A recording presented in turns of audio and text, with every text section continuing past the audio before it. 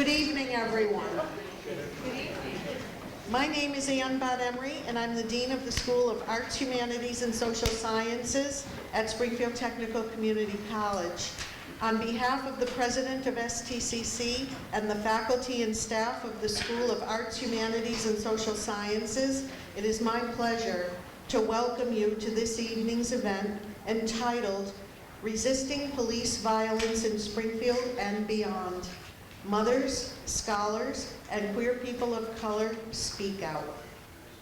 I would like to warmly welcome to STCC and also to thank Dr. Jessica Johnson and Dr. Marla Miller from the University of Massachusetts Amherst History Department, our guest conversationalists, Kissa Owens, ShaeShae Quest, Andrea Ritchie, and Dr. Rhonda Y. Williams, and Dr. John Diffley, a faculty member of STCC's History Department and coordinator of the General Studies program at our college.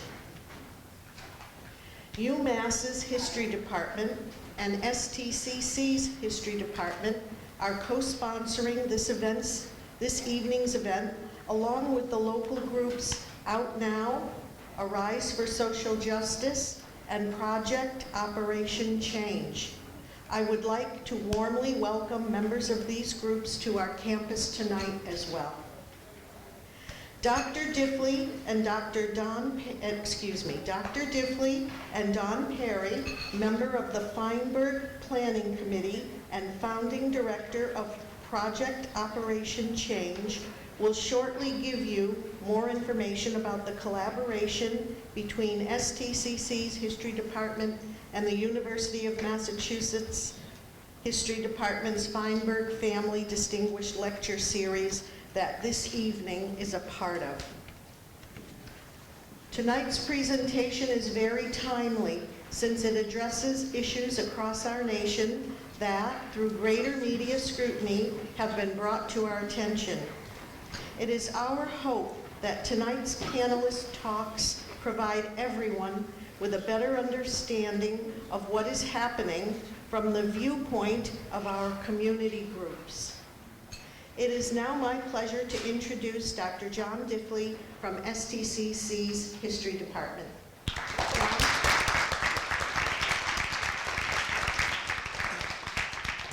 Thank you, everybody, for coming. I just wanted to remind people there is a kids' table back there with coloring books and stuff like that, and there are also brochures out in the hallway. Just wanted to get that out.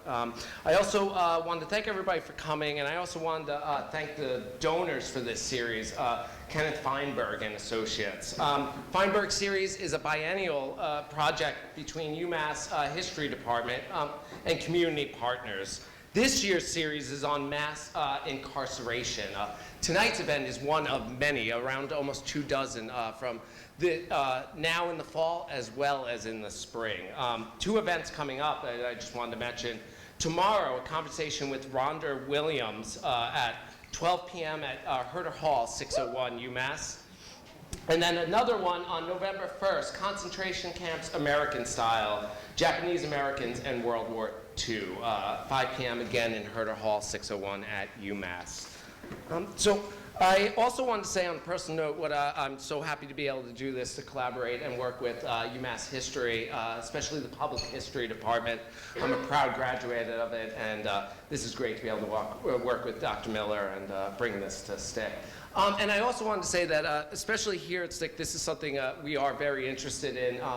Many of us here, including Dr. Bot-Emery and myself and Vice President Rodriguez, we call this place home. Springfield is our home, so this is something that does hit very close to home, of importance to us. And on that, I just wanted to also just highlight some of the work of Dr. Rodriguez and Nick Camerata, one of our other professors. Several years back, they were impaneled by the Springfield City Council to go and conduct hearings and interviews with neighborhoods and groups about police-community relations, and they actually provided a report to the city to try to improve those. And so I just wanted to say that this is something we are very interested in. And I don't want to take up too much time. I actually just wanted to introduce Don Perry, who will be leading things.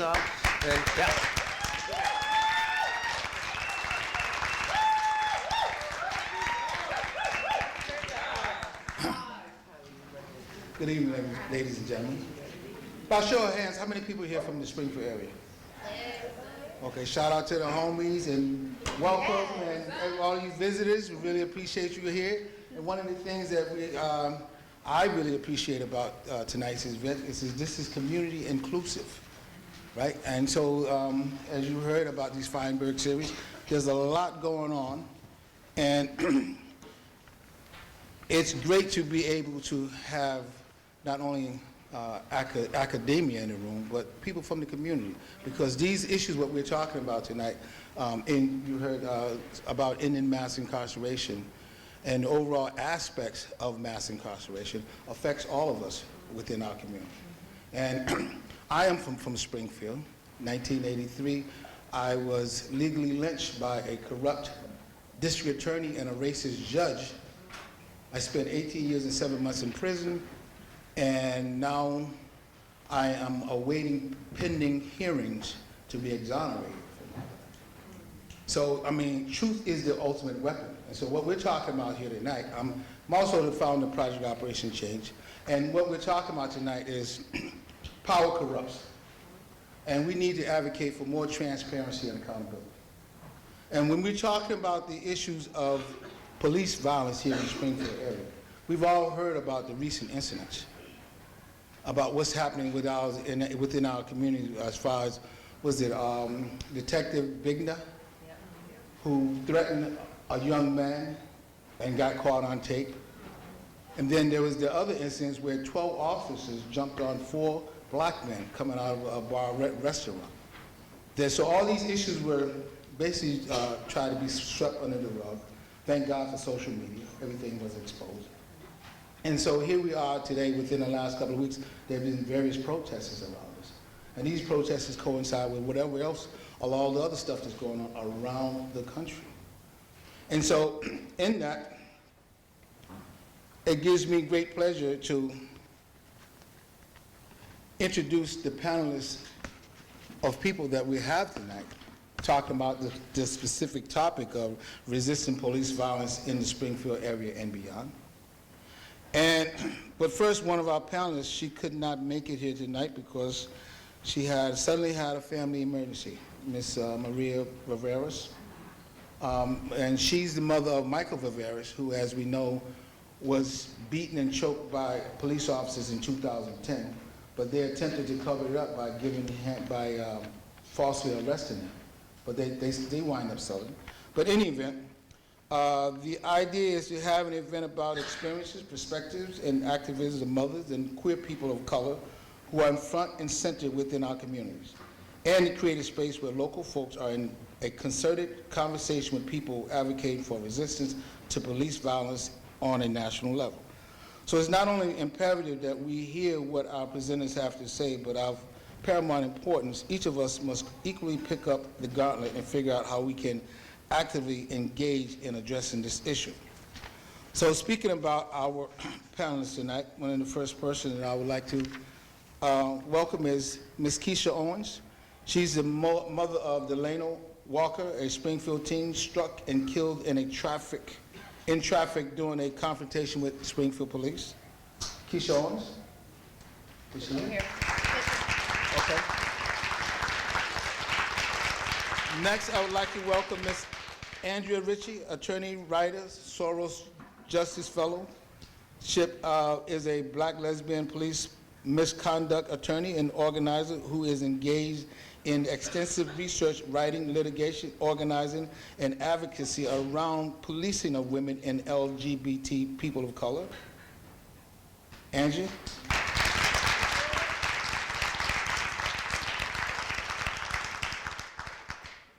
Rhonda Y. Williams, scholar and community activist, is a Cleveland-based scholar, activist, and author.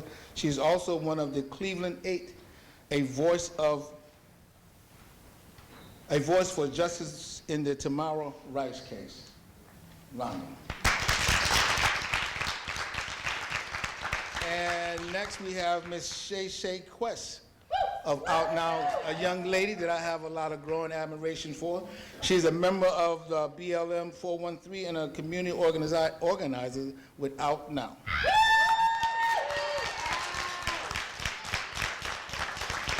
And so, and on that note, I think that we can have our first panelist take the stage.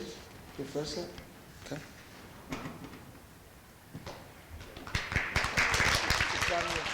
That's Bonnie Williams.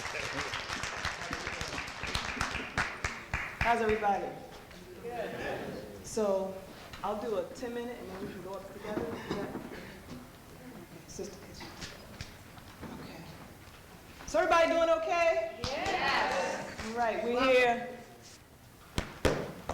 talking about some serious issues. And what we were tasked with is to Andrea and I give a kind of 10-minute opening, and then each of us will interview and have a conversation with, and then a dialogue with you all, the audience, around these issues in a deeper way. So the way I want to start is actually not by doing a kind of formal 10-minute kind of moment, talk, if you will, but more of like a performance talk. And what I call these are monologues. So I'm going to do a monologue for you. And this helps me really to kind of bring together the local and the national, to introduce you to me, to kind of let you see inside of my head and what I care about, how I connect to folks. There will be moments in here that are me, and there will be moments in here where you hear I that will not be me, and you will know it's not me, and there will be moments you won't know it's not me. And so it's about how do we connect to each other and find the moments within ourselves for solidarity and allyship, at the same time understanding that we can't conflate our own kind of position and condition and identity with those of others, right? Because then it cheapens the experience and it doesn't allow us to dig in a deep way to really understand and try to follow and be in the space of understanding other people's pain and trauma, and understanding how we can move together to transform not only individual lives, but systems, okay? So I call this, everybody with me still? I work on call and response too, so y'all good? Yes. Okay. So I call this I Journey to We Activism. Amherst redubbed in 5 acts. I am not even near a distant glimmer when the ancestors began to wage the struggle. When Ida B. Wells went to East St. Louis and wrote a red record in Southern Horrors to call attention to the lynching of black people. When James Baldwin penned The Fire Next Time and Lorraine Hansberry a Raisin in the Sun. When Malcolm X spoke about the ballot or the bullet at Corey United Methodist Church in Cleveland in 1964.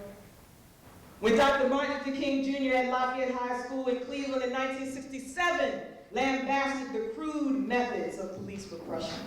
I say some.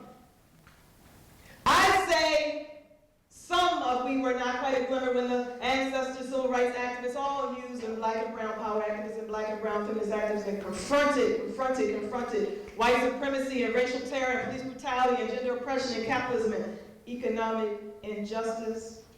And met state sanction,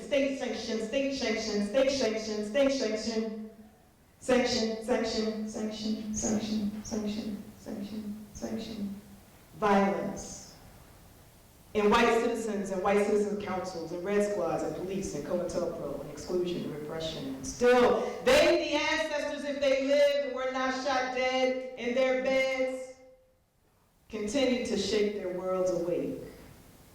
I am making my way to the planet from the stars to Baltimore.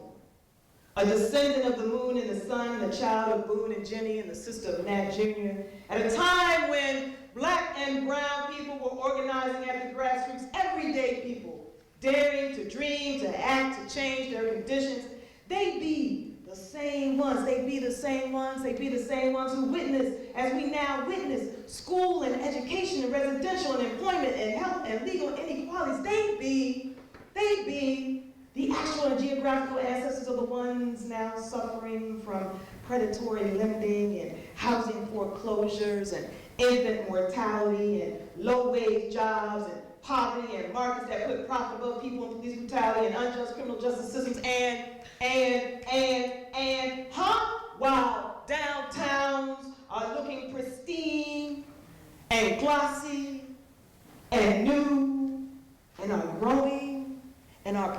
granted? Where is the protection and care for the people? What people?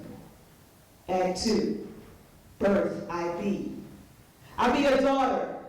I be that black youth dean rambunctious who was almost sent without parental knowledge by a white teacher to an alternative school for hard-to-handle youth. I be a woman, she, her, hers, grown up learning about the very real, sometimes shocking realities of school push-out of young girls, school police. I say school police flipping girls in their desk on their heads. I say a white male police officer putting his knees in a bathing suit clad young black girls back after an argument with a white woman who called her out of her name at a pool party. I say I am fed up with the criminalizing of youth, the selling of youth to fill juvenile detention centers, the selling of youth to fill juvenile detention centers, and a normalized notion of cops in schools. I be a sister, a Baltimorean, a university student whose white professor told her she wrote too black, only to become the valedictorian of her university undergraduate class at the time, the first black ever that university had in 187 years. I be the first PhD in my family, the author of the politics of public housing, listening to black sisters, elders, welfare rights activists, single mothers, raising children in public housing like Goldie Baker and Shirley Wise, whose society, including kinfolk of color,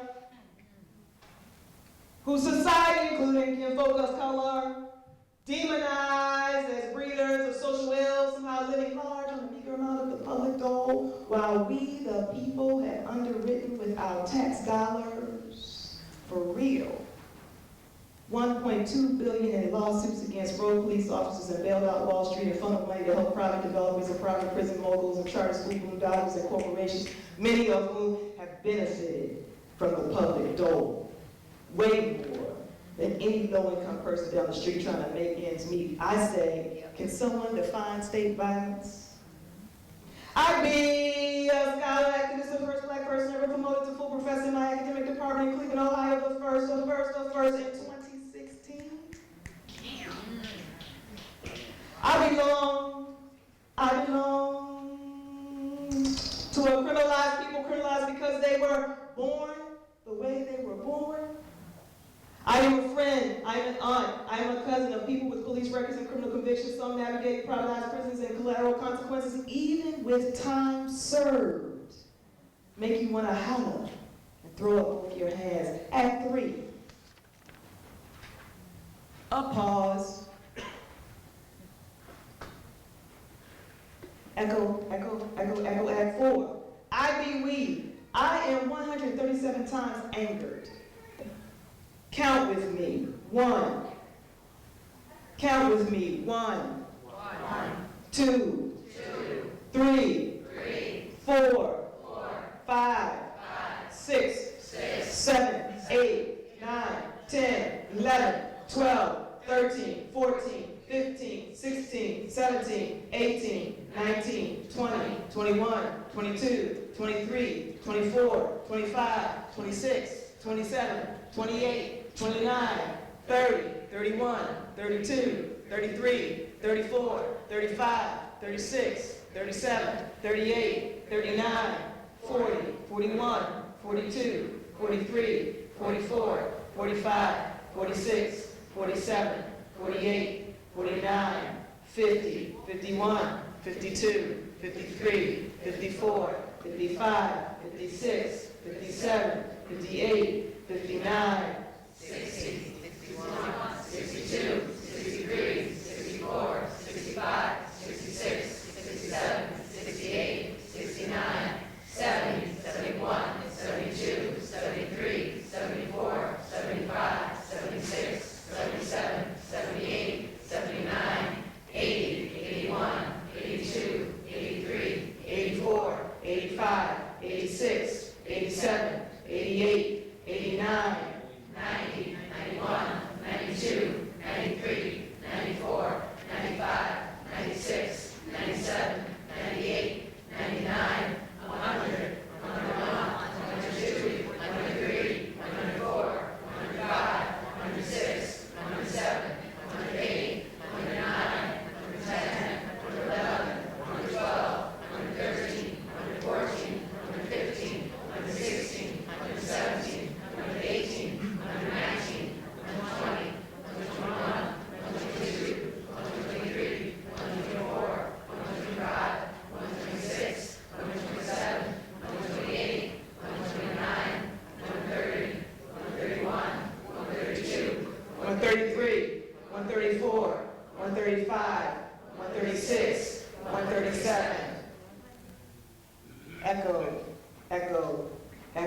I am 137 times angered.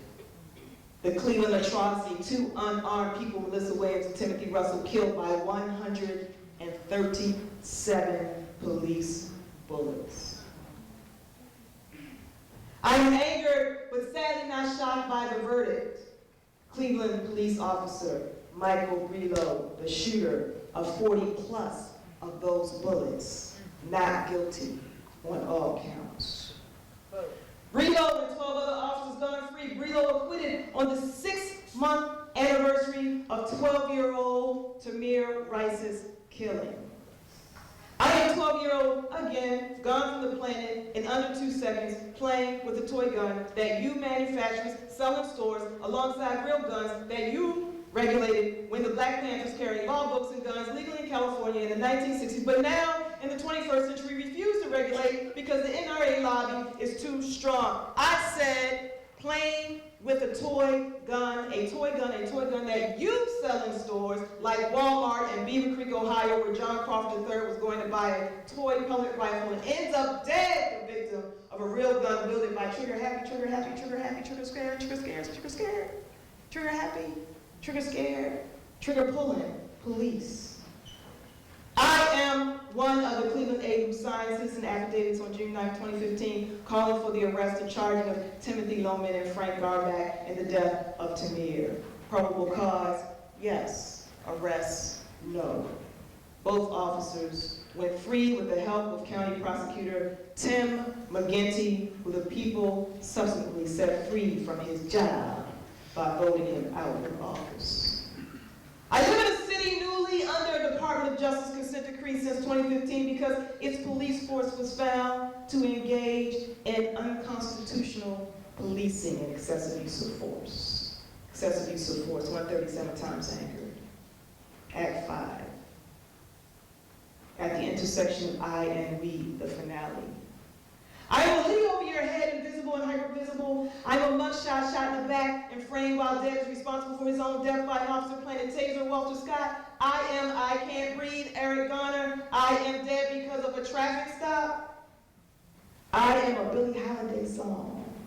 Strange fruit, black bodies swinging from the poplar trees. A provocation. I am a black sister friend. I'm a black woman, say her name. I am Rakia Boyd. I am Sandra Bland. I am Natasha McKenna. I am Tanisha Anderson in the midst of a mental health crisis who breathes her last breath, thrust into a prone position by police in November 2014 in Cleveland, Ohio. I am too often forgotten. I am Samaya CC Dove, trans woman stabbed 40 times. I'm Brandy Bledsoe, 4th trans woman killed on October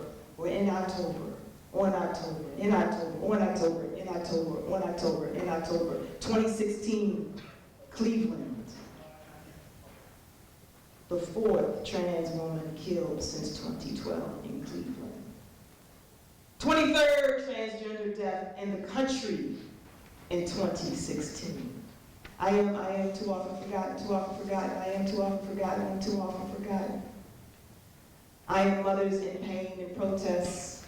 I am Maria V., mother of Michael Rivera's, unfairly targeted by Springfield police. I am Kissa Owens, mother of Delano Walker, snatched from the planet at 15 years old by Springfield police. I am befuddled, wondering why in the world a detective who received 25 complaints over the course of his career, who just this year was captured on video browbeating and threatening to plant drugs and taunting 2 teens because of their Hispanic heritage while they were being held in a jail. So it's still on the Springfield police force. I said I am befuddled, wondering why this detective and 6 other Springfield area officers, 7 of them who are together. Breathe, echo, pause, echo, pause, breathe. 7 of them who together have a total of 131 civilian complaints. Yep. 71 of them allegations of excessive force. Why are they still? I am befuddled. Why are they still? I am befuddled. Why are they still employed as Springfield law enforcement officers? And can someone just tell me who is policing the police? I I be the echo of Solo Hutchins from Springfield at a protest on October 21st, 2016. Quote, it needs to be known that police brutality happens. It needs to be known that police brutality happens. It needs to be known that police brutality happens. And people need to stand up for themselves. Stand up for themselves. Stand up for themselves. Stand up, stand up, stand up, stand up, stand up, stand up for themselves. They're scared to press charges or go into give a report. I be the story. I be the story beyond tragedy unspeakable. I be the spoken truth. Because all around us, people are treated like refuse. This is the stuff that we must confront. This is the struggle that requires truth seekers and dedication and resources and allies and forethought and policy change and boots on the ground, and take the blinders off. I said we must be able to see and diagnose power and see our own I ams in the we, I ams in the we, mono, we, log, I ams in the we. And as for me, can you now see I remain a walking protest, always in progress on the journey for justice. So now, can you tell me who are you and what you're going to do? Thank you. Thank you.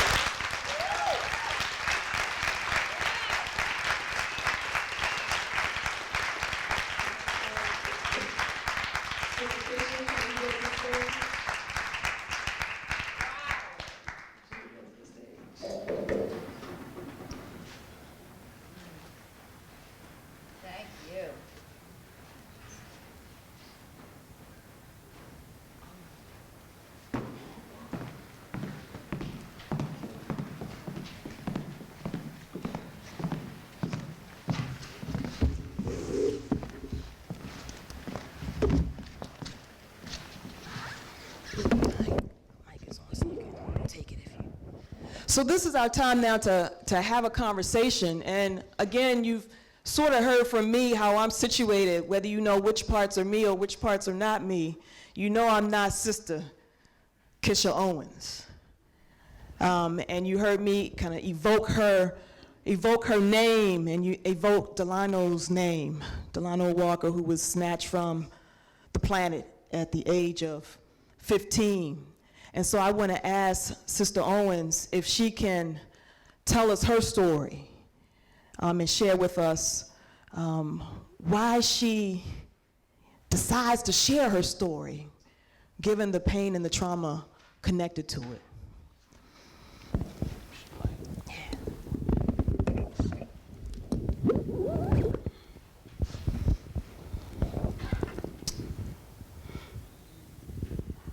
On a summer night in July of 2009, my 15-year-old son was out with a couple of friends to get some McDonald's food, which is about a couple of houses, it's on the corner of the street that we live on, basically. It was a nice night, so they had just came from playing basketball, and I sent him out to grab him and his friends a couple of burgers. Being 15, they saw a young lady and decided, a couple of ladies, and decided that they were going to follow them in order to get their telephone number. During their chase after these young girls, the girls deviated another way, and they decided that they were going to just take the long way back home, which put them on East Columbus Ave in Springfield.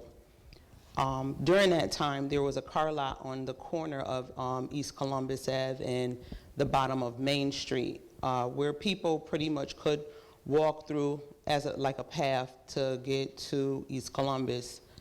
My son, who was actually walking, and the other two friends were on bikes. And as they cut through, my son was on his cell phone talking to another young lady.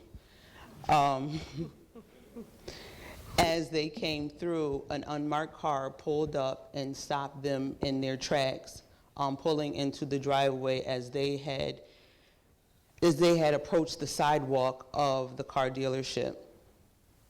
They got out, the officers got out the car in unmarked police clothing and began to, I guess in some words, harass the kids, asking them what they were doing. They were told that they weren't doing anything. Unknown to my son and his friends, during the summer, there had been some car break-ins. And these police officers claimed that these boys who had on basketball shorts, no backpacks, and T-shirts, that they could be robbing the new cars off the car lot or breaking into them. So they were, two of the boys were asked to sit on the curb while my son was still standing. He was told to get off his phone, which he felt he didn't need to get off his phone because he hadn't done anything wrong. At that time, the officer started to use profanity towards my son, and that became a kind of a back and forth. And finally, the officer snatched the phone from my son. And as he approached my son, I was told that, because I wasn't there, I was told that my son was pushed, a 15-year-old child was pushed by a police officer, grabbed by his neck, and as he grabbed him by his neck, my son kind of flared him off as to, get off of him. As he did that, the officer still came towards him, walking him backwards out into the road. And at that time, still came at him, and a car came and struck him and ran him over and dragged him, and he was caught underneath the car. And he was killed instantly. My first thought was, even when you are apprehended by police, I thought their first instinct is, or their first protocol is to make sure whoever they are pulling over is in a safe location. But I guess that just wasn't part of what they were going to do that night. And that's what leads me here. And why do you tell, clearly no one can fully understand, right? No one can fully feel what you're feeling unless they have a child that they have also lost, or have a loved one or someone close who's finding themselves in this situation. Why do you continue to tell the story? Why be on this stage tonight to tell this story? I truly believe, and I had to learn to believe, that sometimes all things happen for a reason. My son was a blessing, born on my birthday, born at home. As soon as we got him outside from, being born at home on my bedroom floor, it started snowing. So I have to believe that my son was a blessing, and that, even though it's a hard pill to swallow that he's gone, I know that he was here for a reason, and I'm here for a reason. So that is why. And what would you tell folks is that reason? What do you hope your story helps people understand or conveys, or, what's the message, the meaning, the purpose? Well, for my own personal thoughts is, we need police, regardless, some of them are not doing right. I don't think it's the uniform itself. I think it's the person behind the uniform. Whether he targeted my son out of the other two kids that was with him, I don't feel that way. I just feel like it was a person who did something wrong. He didn't do what he was supposed to do. The only thing I can say to anybody that might go through anything like this is, the only way I could have got through it was to find some, not to look at the negative of it, and to, as much as it sounds crazy, to look at the positive and what it could bring. You know, I still had to live my life. I still have 5 other children, you know, that I am responsible for. So I don't look at all, and I don't watch the news at all, because I just don't feel like they shed any good light on anything. So for me, I just, you know, I live day by day, you know. I found what I feel peace within what happened to my son. Yes, does it hurt? Yes. Did I cry today? Did I want to be here, stomach and knots? You know, yes, I did, and no, I didn't, you know, so. And you said the positive. You said the positive. What's the positive? Help me and others understand. What's the positive that's come out of this? It sounds, I've had my own, you know, my own life, you know, struggles and battles with it. And I mean, I did. I stayed in bed. I didn't talk. You know, I could probably down a whole bottle of wine in a half in one day. It takes you to a whole nother place.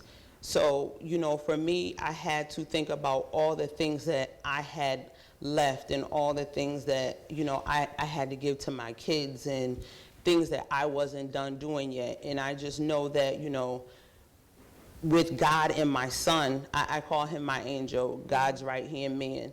You know, there's a lot of things that has happened in my life since he's been gone that I only can say came from him. I tell people, anybody that I've honestly told the story to, you know, when I first came to accepting that my son was gone, I felt like, you know, a lot of people get hit by cars. You know, and they survive. A lot of people get shot, they survive. A lot of traumatic things happen to people and they survive. You know, I feel like at that moment, God gave my son a choice, whether you live here with your family and struggle because you're gonna be hurt, or you come home with me and I'll make sure that your family is covered. So that was my positive out of it. So you said that, you know, the officer, it's not the uniform, but it's the person behind the uniform. And that you felt it was this individual officer who just didn't do what he needed to do, or what he should have been doing, or what he was trained to do, or I don't know, I don't know how he was trained, so that's a whole nother issue. But, you know, from the city I live in right now, Cleveland, Ohio, we have a Department of Justice investigation report that was handed down that resulted in this consent decree settlement agreement, in which they found a pattern and practice and a culture of excessive use of force and unconstitutional policing. And we see this going on around the nation. Have you thought about, you know, is it just an individual officer? Do you give much thought to it? Is it just an individual officer, or is this something much more systemic that's going on in society that has a long, deep history that your son found himself at the behest of? I personally don't think it's just, you know, officers that are Caucasian that's causing problems. I think people put on a uniform and they feel like they have a little bit more power than if they didn't have that uniform. I also read an article in the New York Times once that it focused on police and what they perceive as something that's really, you know, nothing. You know, their perception of things, because it seems like they have this little bit of power, it's a little bit heightened, and they're not focused on what the real situation is. You know, just because a young man has on a hoodie, that doesn't mean that he's going to rob somebody. Just because my son had on a white T-shirt and happened to have braids in his hair, that doesn't mean that he was robbing breaking into a car. You know, I think the responsibility lies on the person themselves, but I also felt like for me in my situation, that obviously this officer wasn't taught right, that the training that they're given, maybe it's not the best training, because he's not an officer that is regularly on the street. He actually, this particular officer actually worked in the station, I want to say fixing the radios and doing the switchboard. So at that time, I want to say that he was with a superior officer, and he was supposed to be like on a training. So that I don't feel like, you know, even that superior officer should have stepped in. So that's why I say I don't feel like they were trained well enough, or they're being trained well enough. Because, I mean, a 15-year-old kid is, you know, he wasn't and by no, you know, by no right do you deserve to hurt anybody, but he had nothing in his hand but a cell phone. You know, it just didn't make any sense, and it doesn't make any sense. But I still feel it's all about the training that they get, you know, and who's training them, and are they ready to be out on the street? Because obviously this officer wasn't ready to be out on the street yet. So, and you mentioned, you know, in your narrative, what you were just saying right now about, you know, your son having braids and wearing a white shirt, or if somebody has a hoodie on.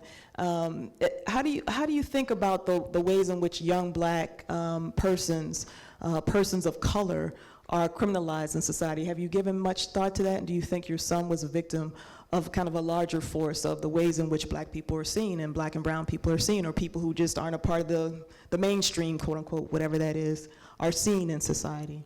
As for me and my son, I didn't give it much thought. I just felt like something was done wrong.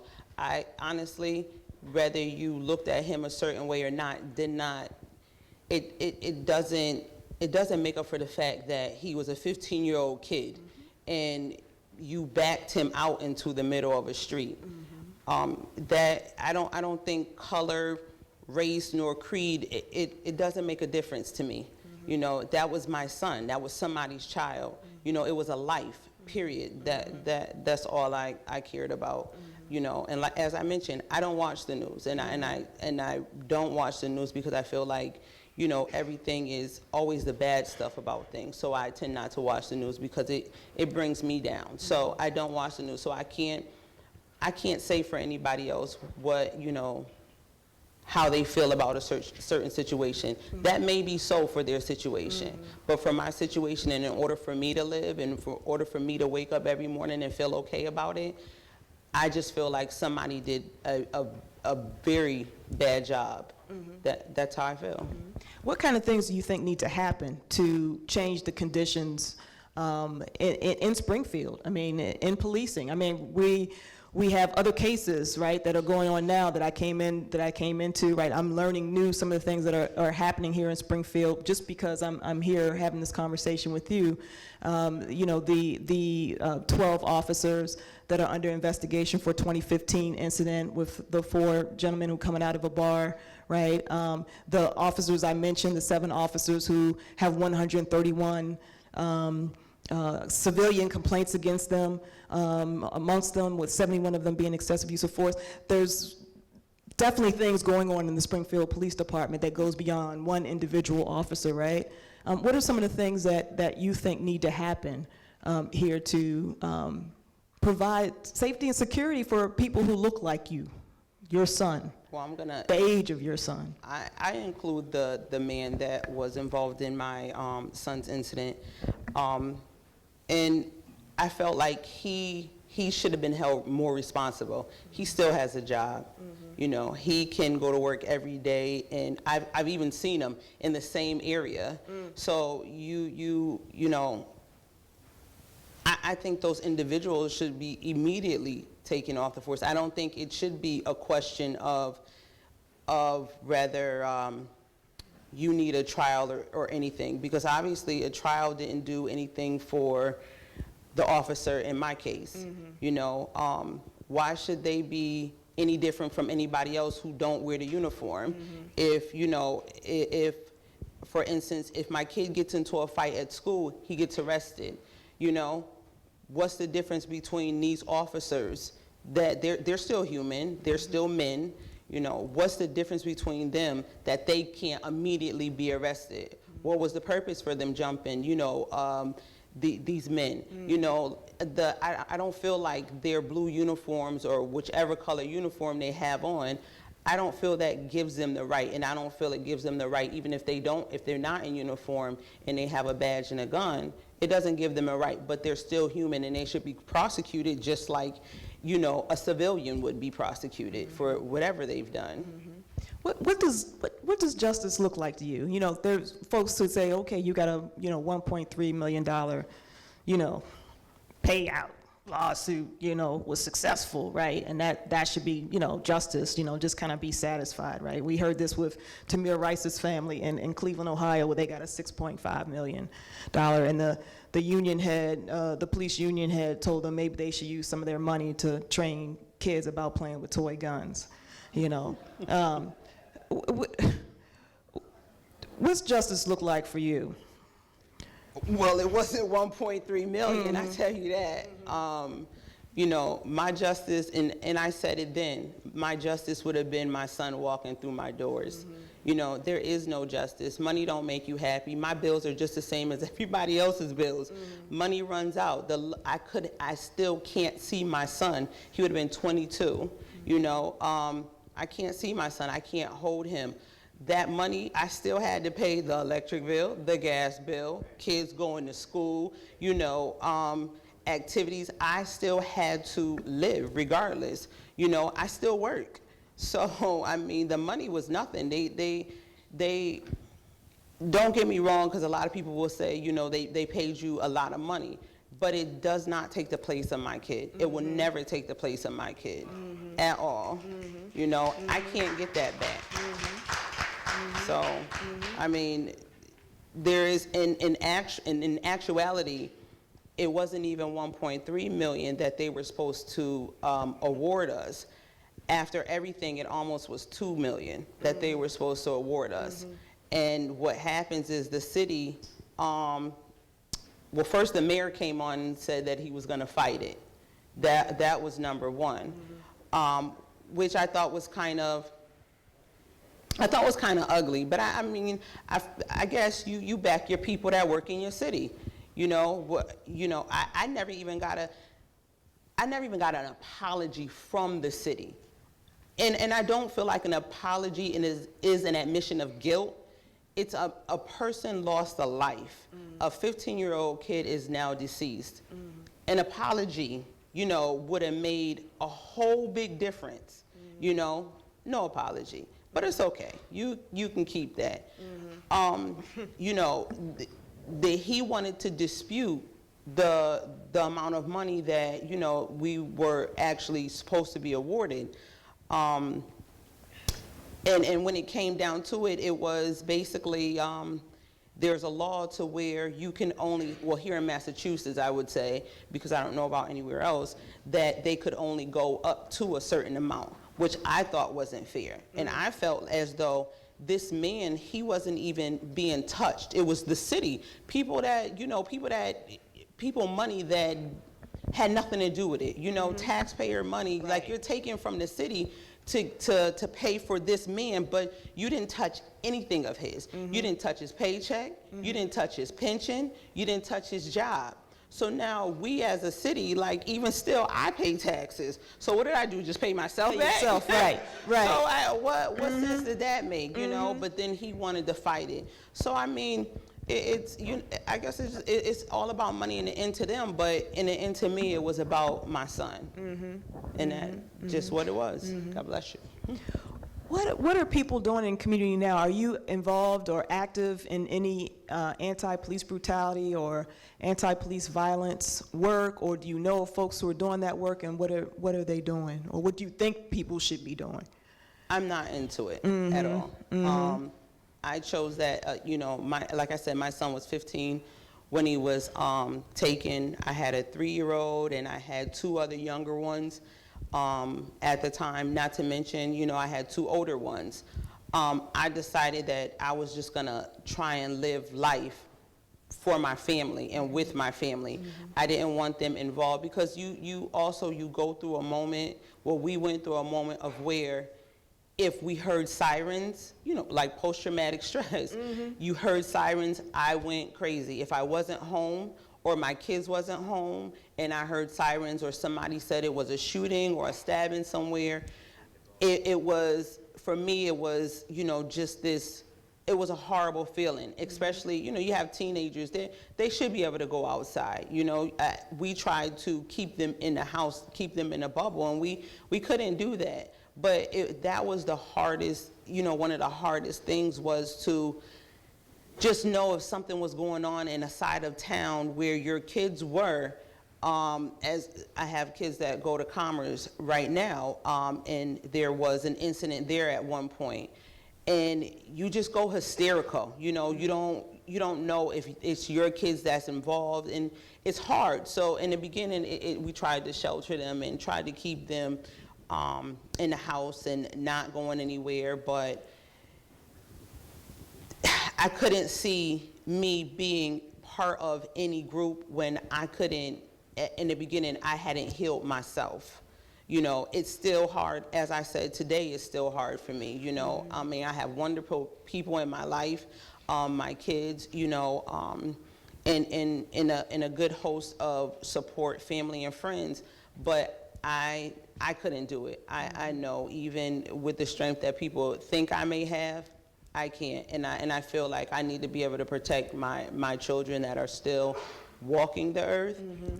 So I didn't involve myself in anything. How are you dealing with the trauma? I mean, what are the things that you do? Who are the people who help support you to kind of help you move through? Because at the end of the day, we're talking about loss of human life and a human being who's still here, as you say, trying to raise her family, right? And oftentimes we become names. We become, Tamirs. We become, Delanos. We become Rakias. We become those folks who are lost, and we oftentimes forget their family members who are still here, who have to move through it or try to deal with it. How are you dealing with and moving through or just navigating day to day the pain and trauma that you're dealing with?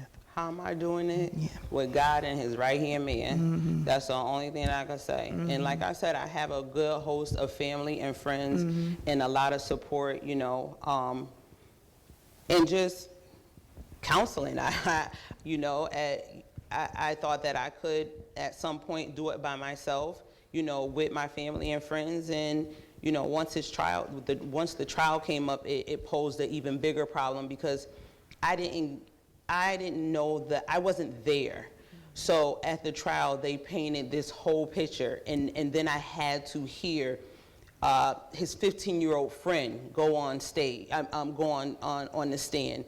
And that just broke, that would break you down to see, this young man, just to think about, not only did he lose his best friend, but now he has to tell the story about losing his best friend. So I had to find, counseling. And like I mentioned, I have the most awesome support that I don't think that I would make it through without my support system. So that is how I got through.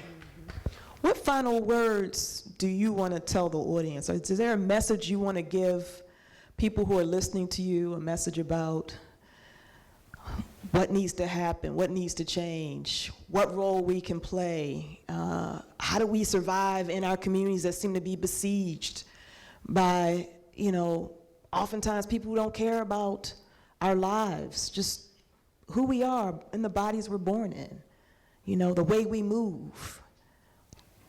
Whatever message you have, Because I can't speak, for others and how they think and how they may feel about certain people and, certain races. What I have taught my kids is, there's a lot of people out there, whether it's police or not, that, that are not great people. And the only thing that you could do is be good yourself. Just try to stay out of trouble. And, if something is happening, don't make yourself the center of attention, and put yourself in it. Just try to, because it's hard. There's no way you could be an innocent bystander, you know, and something can happen. So, But your baby wasn't your baby wasn't getting herself in any trouble. So what do you say to folks who say, but he wasn't out looking for trouble? I mean, Tamir was in a park playing with a toy gun. They sell in stores that we supposed to buy. You know, they were in spaces doing what young people do. I mean, how do we? I don't know. I don't know. I'm can't- just, you know, how to. I can't speak for nobody You else. know- The only thing that I could say is it was my son's time. Yeah.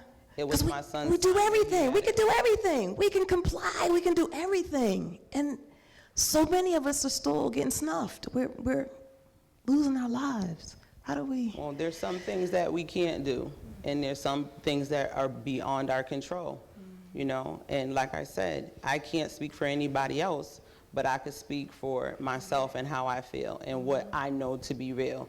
And it's sad that my son had to go that way, but I feel like he had a higher purpose. And God called him home, he went, you know? So I can't speak for anyone else. And it might be hard, you know, it's a hard pill to swallow. And somebody else out there might be like, you know, I would feel this way, and, you know, I would rally and I would, you know, do X, Y, and Z, you know, but what can I, you know, there's. And you'd be all right with that, though, right? Would you be know, all right? They could, you Right. know, but I have, like I said, I have my other children to look after. And in order for me to live, some people need to do things like that to heal. That's not what I needed to do to heal. You know, I didn't need to go out and chase the bad guy. I needed to look after what I had left, what I had been left with. So that was my choice. Kesha Owens.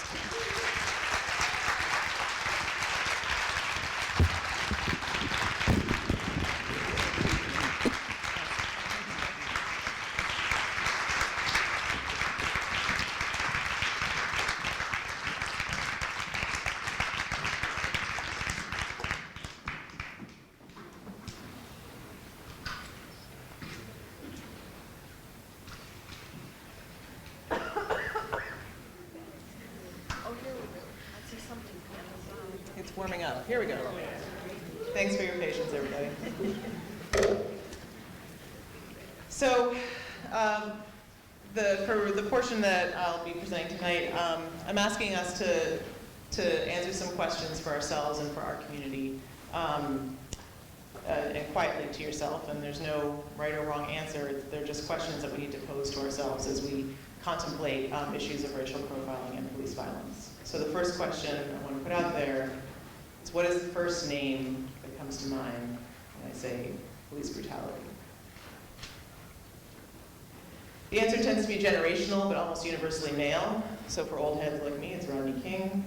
For younger folks, it might be Amadou Diallo, Oscar Grant, Eric Garner, Mike Brown, Freddie Gray.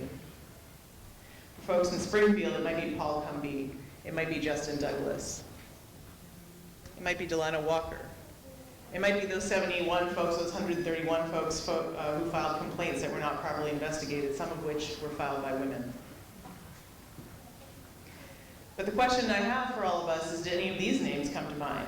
And maybe for some of us they did, because Dr. Rhonda just raised them for us. Or any of these. And if not, why not? And if so, how were their experiences similar to or different from those of the men whose stories drive our analysis and responses to racial profiling and police violence? And how would centering their stories change the conversation? So Eleanor Bumpers was shot by New York City Housing Police in 1986, 6 years before Rodney King was beaten by the LAPD on camera, as she was being evicted from her public housing unit for being behind on her rent, which was less than $100 a month. If her case had become iconic in the same way that King's did, maybe in addition to talking about driving while black, we'd also be talking about living while elderly, poor, black, female, and disabled. LaTanya Haggerty was killed the same year as Amadou Diallo. In her case, instead of a street stop, it was a traffic stop. Instead of a wallet being mistaken for a gun, it was a cell phone. But ultimately, at the end, she's just as dead as Amadou Diallo.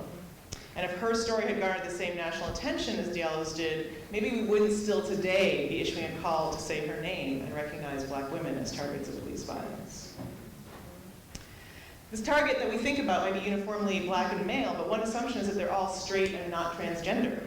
So what about Jihad Akbar, who, unfortunately, there's no image of Jihad, or even any coverage beyond a couple of articles in the San Francisco papers, but he was a Black gay man who was killed by the San Francisco Police Department in 2002. Lots of people know about Eric Garner, but few people know about Roseanne Miller, who was a 7-month pregnant Black woman who was put in a chokehold by the NYPD just weeks after Eric Garner was killed by one. And like Garner, who was being harassed by police for allegedly selling new cigarettes, she was being harassed by police engaging in broken windows policing. And in her case, the interaction started because police threatened to ticket her and her husband for grilling outside their own home. And fortunately, unlike Garner, she lived to tell the tale, but thinking about her experience doesn't only broaden our understanding of how broken windows policing can come literally right up to your doorstep, but also points us to the need for attention to police use of force against pregnant women. You heard Dr. Anderson bring in the name and memory of Tanisha Anderson, who just 3 months after Mike Brown was killed by Cleveland police officers who had been called to help her in a mental health crisis. But her case didn't spark a rebellion across the country. It definitely did in her hometown, but not across the country. And it hasn't played the same iconic role as Brown's continues to play in the current movement and moment, or moment and movement to end police violence. And Maya Hall, a Black trans woman, was killed just outside of Baltimore just weeks before Freddie Gray's case rocked Baltimore and the nation for essentially taking a wrong turn onto National Security Agency property, as many, many people have done before and since. But she wasn't given the benefit of the doubt. She and her unarmed passenger were shot first and asked questions later. And her Black trans life, much like Freddie Gray's, was treated as if it was absolutely no consequence. Black women and LGBT people are uniquely impacted by police violence, but not exclusively. But tonight, my brief remarks are going to focus on the experiences of Black women and LGBTQ people, both because those are the communities that I'm a part of and organize in, but also as a contribution to the current national conversation sparked by Black Lives Matter. The next question I ask us to consider is, what's the first image that comes to mind when I say racial profiling? Was it Sandra Bland? And while her experience catapulted Black women's experiences of driving while Black into the forefront of the national consciousness, it was certainly not an anomaly. In fact, it wasn't even an anomaly in her own life. It was not the first time she'd been stopped. And when nationwide traffic stop or street stop data is disaggregated by both race and gender, which it rarely is, but when it is, the rates of racial disparities in stops among women are identical to those among men. In fact, in Ferguson, the year before Mike Brown was stopped and killed, the group that was subjected to the most traffic stops than any other group was Black women. And once stopped, women and LGBT people of color experienced really gender-specific forms of violations, such as, for instance, harassment about ID if the gender marker on your ID doesn't match the gender marker the cop thinks should be on your ID or that you might be expressing. Groping, inappropriate comments during frisks and searches, so prevalent in New York City, young Black women call stop and frisk, stop and grope.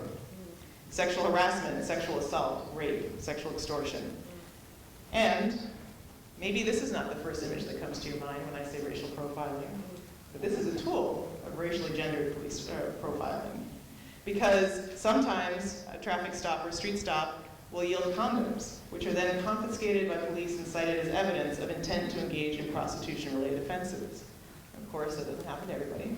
So for instance, my client, Rihanna Coombs, was a Black trans woman who was out at the club, and as every one of us who've been at the club have done, decided at 3 in the morning it was time to go get a bite, also at McDonald's. And on the way there, was stopped by police officers who then used the 9 New York City condoms made, branded, and distributed by the city of New York as evidence that she was not walking to McDonald's, but walking with the intention of engaging in prostitution. Now, of course, that wouldn't have happened to a young white man across the street on the New York University campus. He could be carrying as many condoms as they'd be like falling out of his pocket, and he would just be following, good public health messaging, and maybe a little excessively hopeful, but there certainly would be no loitering for the purpose of prostitution charges. So for women of color, trans and not trans, and gender nonconforming people, condoms in essence become both a tool of racial, gender, and sexuality-based profiling. Also, this is a way in which the state interferes with contraception and our reproductive rights and justice in ways that are often invisible in conversations about access to abortion or reproductive health tools and services. My next question is, what's the first image that comes to mind when I say police violence? For most people, it's something like this. The person being beaten at the bottom is a black man, and the person doing the beating is a white cop.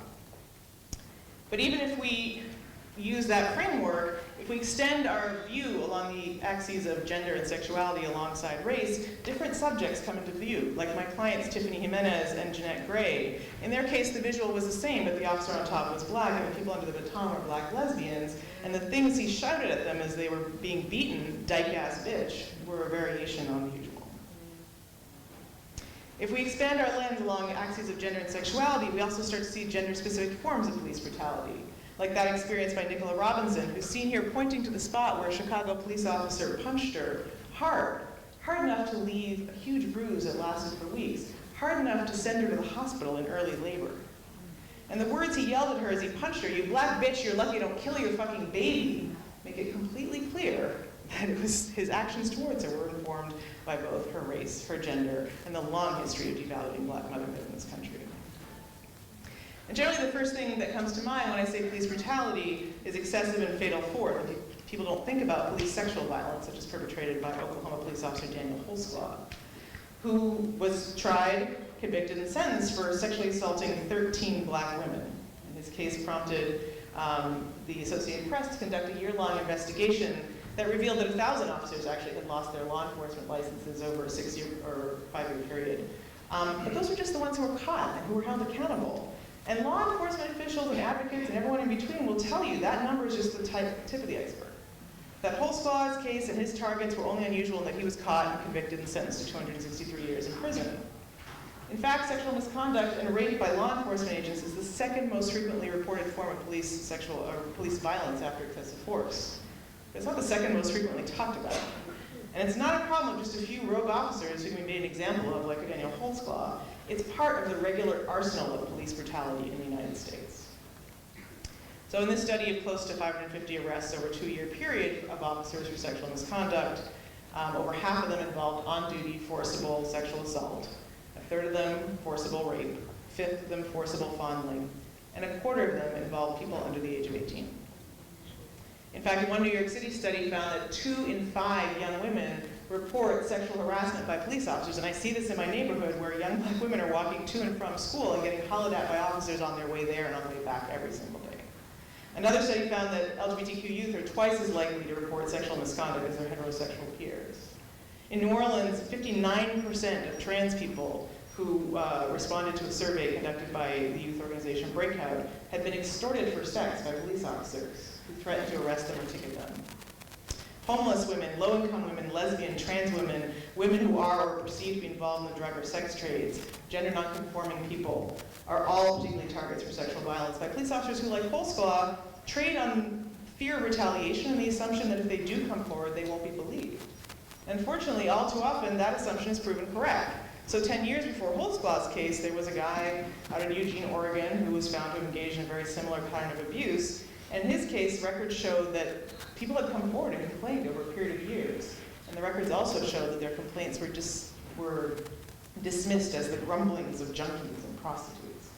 And in fact, the Department of Justice investigation in Baltimore found a very similar pattern that just happened there. Police sexual violence also takes the form of racialized, violent, and degrading strip searches that are conducted in the context of the war on drugs. So Brandy and Alexandra, for instance, were 2 women who were stopped by an officer who claimed to smelled marijuana on them when they were coming back from the beach, and then next thing you know, they were subjected to a roadside strip search and cavity search. Sexual violence also takes the form of unlawful, degrading, and humiliating searches to assign people gender based on their anatomy. And that was what the experience of Juan Evans from the Racial Justice Action Center, who was a black trans man who was stopped for driving while black and then subjected to a strip search to assign him a gender based on anatomy. Juan turned his violation into victory by fighting against the East Point, Georgia Police Department, winning one of those progressive policies in the country. And gender searches are not the only ways in which officers police the borders of gender. So people like Dwana Johnson, a black trans woman who lived in Memphis, who are perceived by police to be gender nonconforming, are subject to verbal harassment, to slurs, to abuse, to gender-specific forms of racial profiling and police violence. So Dwana, for instance, was walking down the street in her hometown at night, and like so many black women, was profiled for loitering for the purposes of prostitution. based solely on the fact that she was black, she was trans, she was dressed a particular way, and she was out late at night. There was no client, there was no money, there was no agreement to engage in sex. And then when they brought her to the police station, they called her over to be fingerprinted by saying, "Hey, faggot, come over." And Duana said, "It's not my name, it's not the name I chose for myself, it's not the name my mother gave me, I'm not coming over." And the officer responded by wrapping handcuffs around his knuckles, metal handcuffs around his knuckles, and proceeding to just administer a beating. And hers was caught on video like Rodney King's. And you can find it online now. But unfortunately, it didn't spark a national uprising. And in 2008, just days after the nation elected the first black president, Duana, like so many black trans women, experienced fatal violence and was killed in the streets of Memphis, the third black trans woman to die in a 2-year period. So she never saw her day in court for injustice. Experiences like hers are facilitated by patterns of policing like broken windows policing that basically allow police officers almost unlimited discretion to engage in racial and gender profiling and poverty-based policing. We've talked a lot over the past year about bathroom policing. It's not just in states that pass laws like North Carolina that it happens. Police officers can use offenses like disorderly conduct to arrest anyone they think whose body doesn't belong in a particular bathroom, and they do all the time. Bathrooms are also a site in which racialized perceptions of sexuality are policed. Gay men of color, gender nonconforming people of color are often arrested in bathrooms on the allegations that they're engaged in lewd conduct. And unfortunately, similar forms of racial profiling and police violence take place in the context of responses to calls for help and assistance, as was the case with Tanisha Anderson, as was the case for Janisha Fonville, who was killed by a Charlotte police officer responding to a dispute between her and her girlfriend, as was the case for Ora Rosser, who was killed by Ann Arbor police responding to a domestic violence call. And if those calls are not fatal, they often result in the arrest of black women survivors of police violence, or black trans survivors of police violence, or black gender nonconforming survivors of violence. And they're also frequently sites of sexual harassment and assault. So what's the first image that comes to mind when I say violence against women or hate crime? So any of the things that I've just been talking about for the last 10 minutes? Are they not clear examples of both? So what do the stories I've shared today mean for us as we talk and think and organize around police violence? It means we have to expand our understanding and our discourse around who's affected. We have to shine a light on different subjects. We have to organize around different forms of police violence. We need to expand our agendas for policy reform and make sure that they're inclusive of both gender and sexuality and the experiences of women and LGBTQ people of color. And in some cases, thanks to advocacy, we have succeeded in obtaining policy recommendations and reforms that do center our experiences, as in the final report of the President's Task Force on 21st Century Policing. And those might be helpful to you as you engage with the DOJ here in Springfield. But policy is only as good as it's enforced, and it's only as good as it's used to actually prevent police violence. We don't need to start from scratch. There's lots of groups out here already doing this work, one of which is Out Front, which you're going to hear about. I just said Out Front. I can't believe I did that. Out Now, one of my favorite organizations, who we're going to hear a lot about in a second. But ultimately, what we need to do is really commit to expanding our analysis and our approaches and our agendas to incorporate the voices and the experiences and the perspectives of women and LGBTQ people who are impacted by racial disparities in the criminal legal system and in mass incarceration. And we also need to recognize that by bringing black women and LGBT people and queer and gender nonconforming people to the center of our analysis, we're actually going to have to engage in a wholesale reevaluation of society's reliance on law enforcement-based responses to violence, to poverty, and to mental health crises. For many of us, there is no safety in policing, and our challenge is to develop visions for safety that don't involve the violence of the police. Because in the end, it's only by bringing all of police violence against all people, and by valuing all black lives, leaving no one behind, that we're ultimately going to achieve liberation for all of us.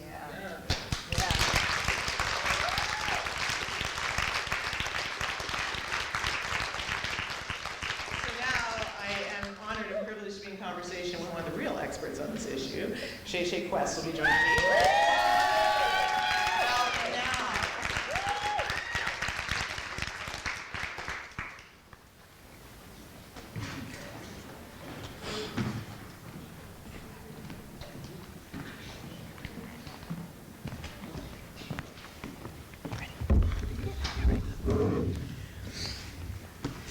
So ShaeShae, we've heard that you're an organizer with Out Now and with BLM 413. How do you come to this work, and what is the sort of framework that you bring to your organizing in both those spaces? Word. So first off, I just want to hold space for all of y'all that just sat through the PowerPoint, and that was a lot, and I'm doing this work, and even though I know most of these stories, it still hurts, and it's a lot to process, so I just want to hold that, and I also just want to say that ladies and gentlemen and stuff of that nature was used, and I just want to shout out and know that I see the folks that don't fall under those categories, and I'm glad that y'all are here too. So I am, well, just turned 24 yesterday. Happy birthday. Thanks. I'm a Afro-Latinx, femme, queer, disabled, the layers of which that I engage in this world are deep. I work from a Black, trans, feminist, youth-led framework, a really intersectional framework. Sorry, this was a lot for me. I come to my work as a whole human being, so I come with my trauma, I come with my own sexual violence trauma and things of that nature, and I come holding my community that is constantly forgotten. Yeah, sorry, that was deep. No, I hear you, and I often dissociate in the middle of that presentation. I've given it 1,000,000 times as a survivor of many forms of violence, including police violence. And I've struggled over the years with how much to present to counter the invisibility of our people's lives and the rage at that, and wanting to put that out there, and then also not wanting to put us back through it while real. we're talking about it. So I appreciate your feedback, and anyone else who has feedback on how to tone that up, down, adjust. It's one of those both and things. Exactly. You can't kind of talk about it without really being blatant about it. It's sort of just kind of goes hand in hand. No, for real, but it's a lot. But I think you did a beautiful job.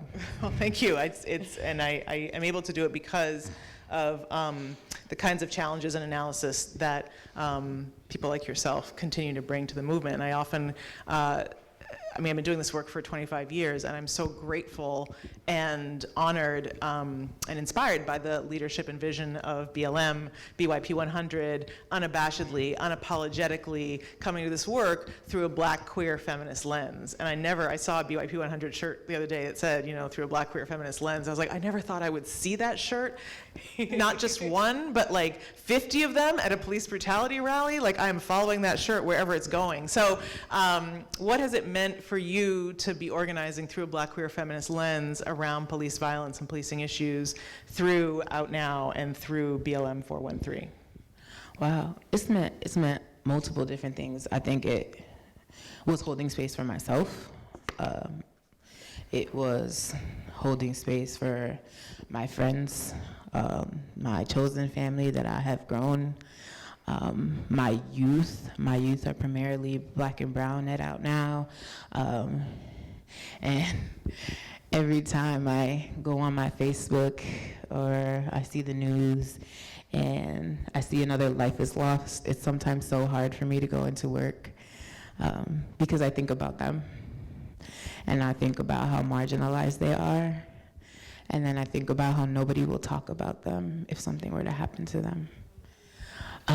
So some days I'm like, it's the most fulfilling work that I could do, and it's the work that I will probably do for the rest of my life.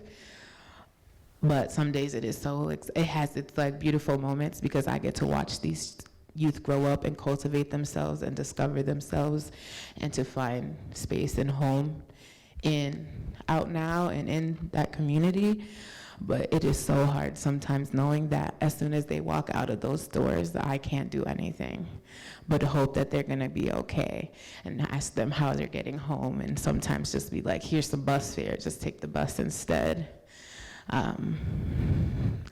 Because I've been I've had people posted up, like cops posted up outside my mom's house, especially after the A14 shutdown at the X, where a whole bunch of us had gotten arrested. And I had cops posted outside, like kitty corner to my apartment and things like that. And then like went to my mom's house and there was a squad car parked outside her house, and it was just like the most intense thing. So it felt like putting myself out there made myself a bigger target. But how could I not talk about this work? How could I not talk about me in this work, right?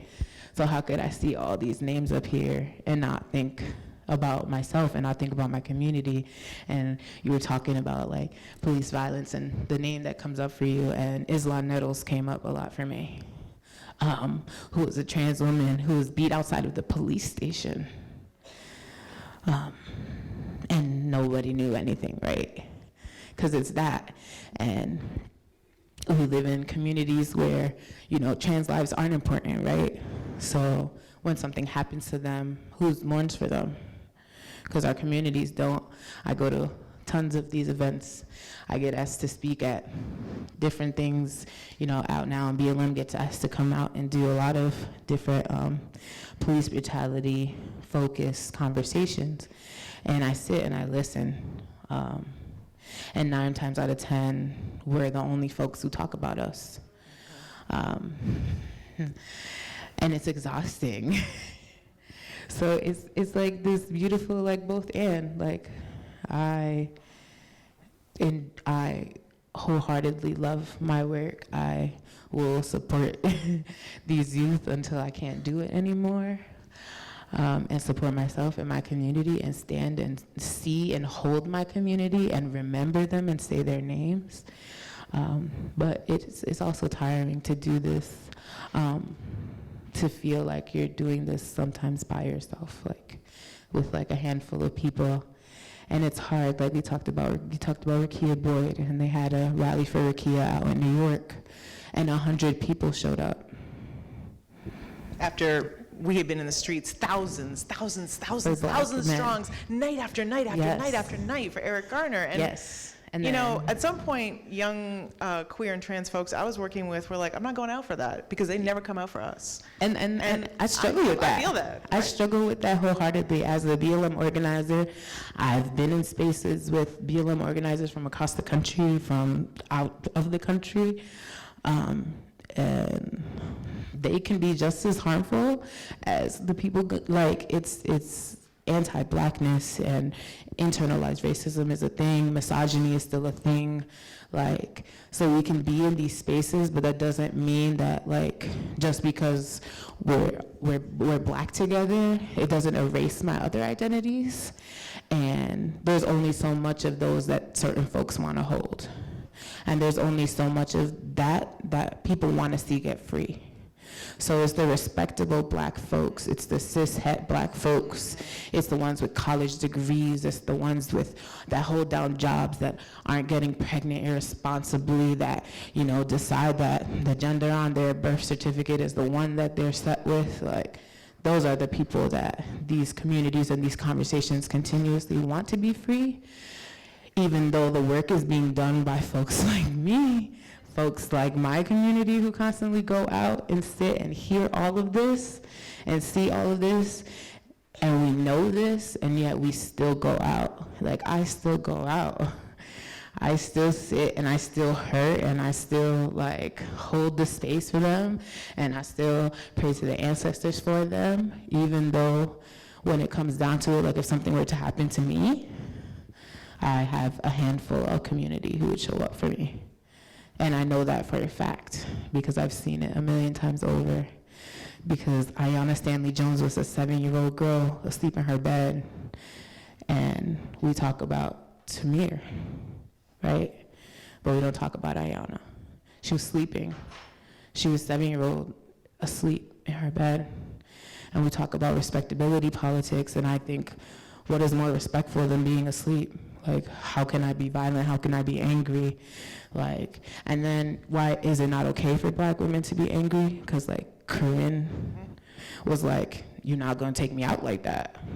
If you're gonna come for me, come for me. and I'm going to be prepared, right? So we uphold all of this when it's cishet blackness. Like Malcolm X, it was okay for him to have guns and do all of this stuff. But then when Corinne was like, I'm gonna have guns and I'm not gonna sit here and I'm not gonna lay down and die, she was crucified for protecting her kids and for protecting herself.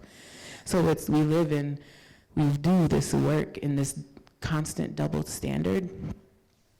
And it's hard. It's hard. That's really all it is to it. But I can't stop doing the work, because if I stop doing the work, who fights for me, right? Because I can't stop doing the work because I'm not some cishet. Like, I can't, because I fight for me, I fight for my community, and there's only so many of us. So even if the queer community stopped doing the work right now, there's like, Which we can't. we can't, no, because if not, it's just like, we might as well just sign ourselves up for the slaughter and just, throw in the towel right now. But there will be thousands of people still showing up to these protests, still erasing us, whether we're there or not, but we still show up because it's our work, and it's because we need what we need to do to survive, but because for me to be free, you have to be free. For me, for all Black lives to matter, I don't care about your politics. I don't care about where you are in the world. Be where you are. But for me to be free, you need to be free.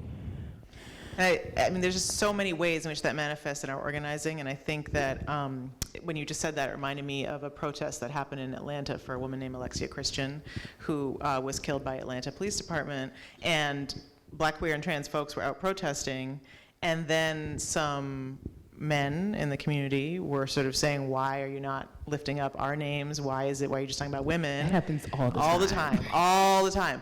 And then the police started coming for those guys, and guess who stood for them? And guess who got between the police and them? And guess who provided security for them? And so I think that that's something that, it needs to stop being invisible. I think that there's only one role that Black women who are understood as cisgender and as heterosexual are allowed to play, and that's as grieving mothers in this movement. And I think, and even then, only grieving mothers of young Black men, right? Yeah. Sandra Bland's mom, Geneva Reed Veal, gets to be up there as kind of the one representative, but there are hundreds of families of Black women, Black queer folks, and when we talk about families of Black queer folks and trans folks, we're talking about like Ilan Nettles' family that was larger than her family of origin, right? Is her family of community, of queer community. And those families don't get seen or valued or lifted up in the conversation in the same way. Yeah, and we were talking about this a little bit before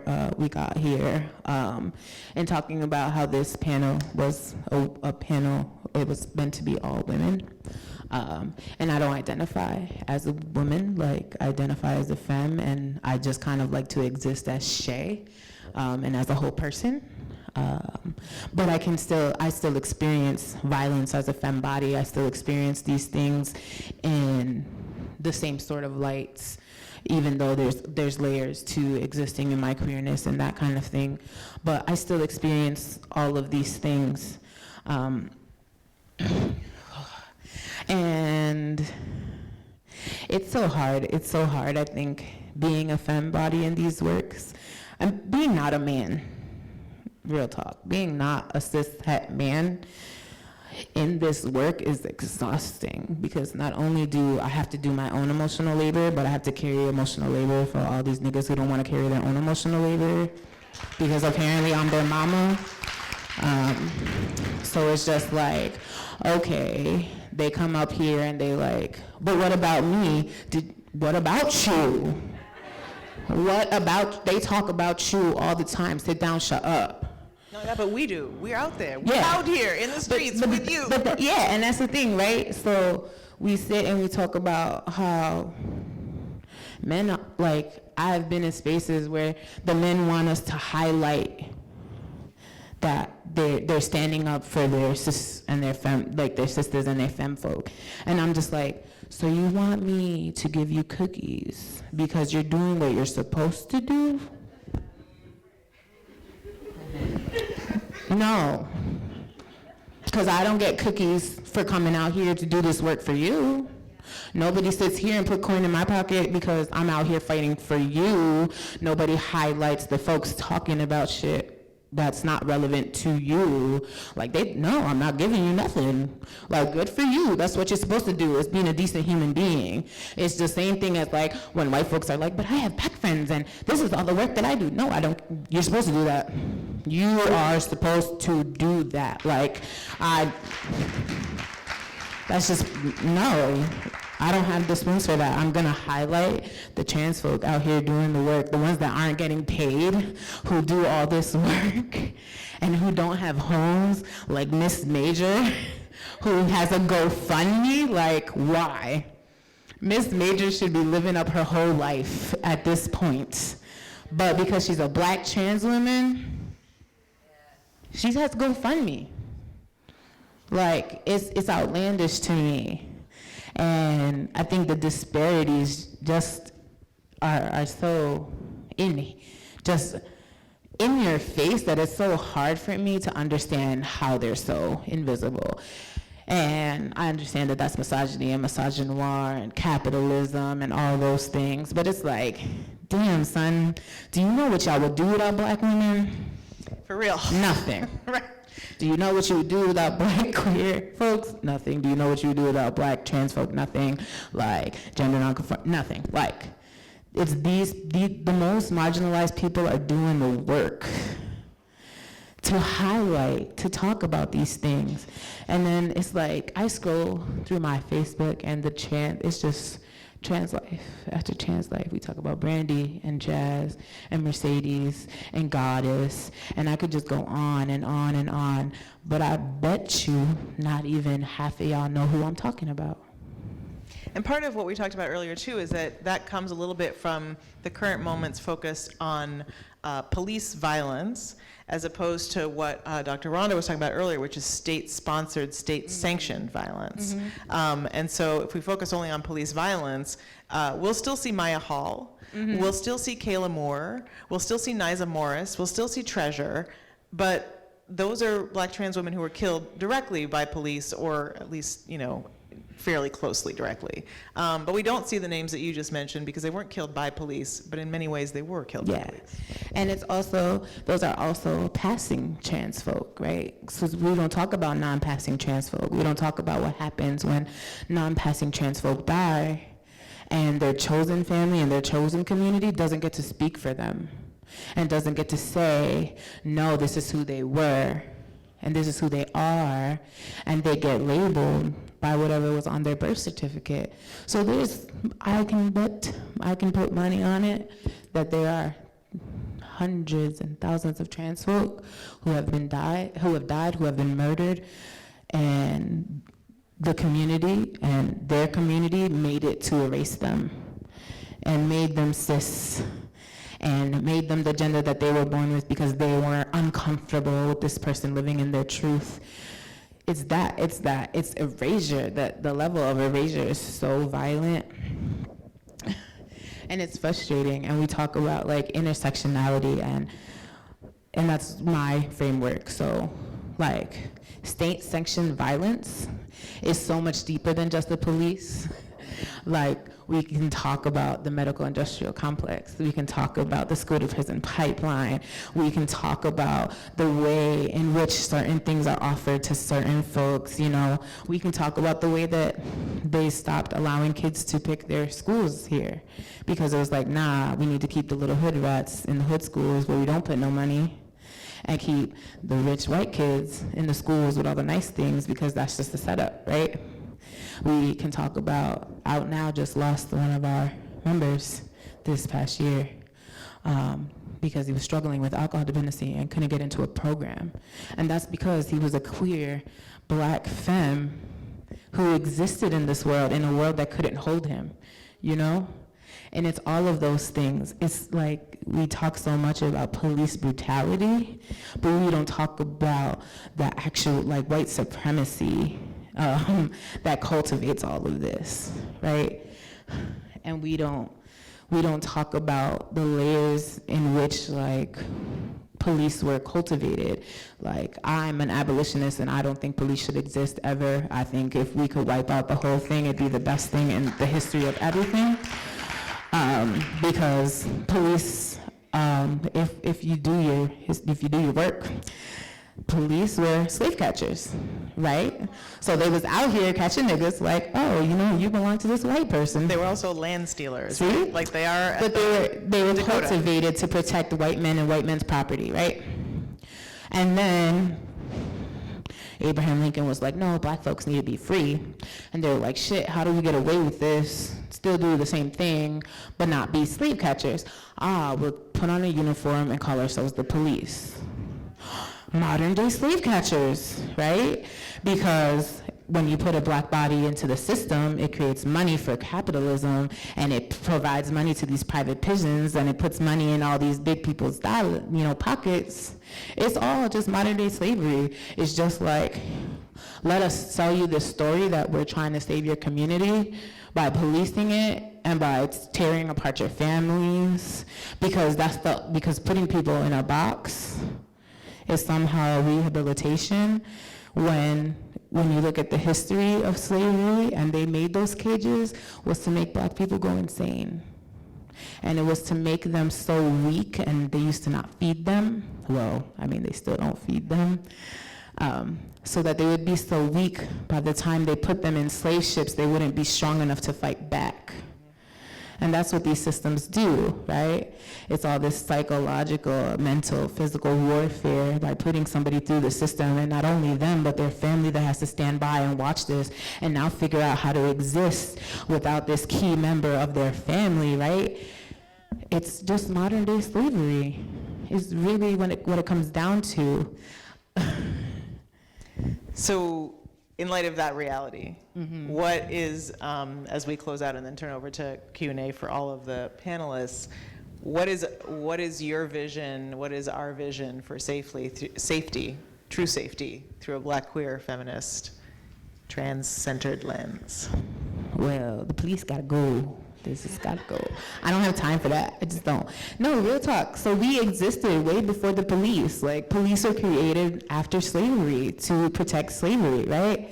So we had community accountability. We had ways for the community to gather and to acknowledge people's pain and trauma, but to also hold the perpetrator of this pain accountable to the community. Because not only have you harmed this person, you've harmed their community, right? So we need to find ways to get back to communicating with each other, right? Because it set us up so that we don't communicate with each other, and we don't engage with each other, and we don't take care of each other, because capitalism has taught us that it's all about the one, but in reality, it's all about taking care of your community and making sure that your community is okay. I want to be able to live in my truth and walk down the street and not be stressed. Because honestly, I'm more stressed when I see a blue light than I am when I hear gunshots, because that's just the reality of the situation. I'm like, well, but a cop will roll down and I'm like, do I have my ID? Do I have my stuff? And then I'm like, well, if he wants to, he's gonna shoot me anyway, so why does it matter, right? So it's that. I want us to be able to exist. Like, the drug war, all them drugs need to come above ground, because y'all need to stop playing. Like, people need access to, help on demand. Like, I need help, I'm struggling, and this is what I need, and that needs to be there. We need to stop shaming folks for how they choose to heal. We need to stop shaming folks, oh, like, you've made this decision to shoot up, you've made this. No, they're hurting, they're healing. I don't care how you heal. My job is to try to keep you as safe as possible in your healing and whatever that looks like, right? We need to stop shaming sex workers, because what they do to get their coin ain't none of your business. Not a damn dime of their money is any of your business, because it's their body and they can do what they want. Like, you can be out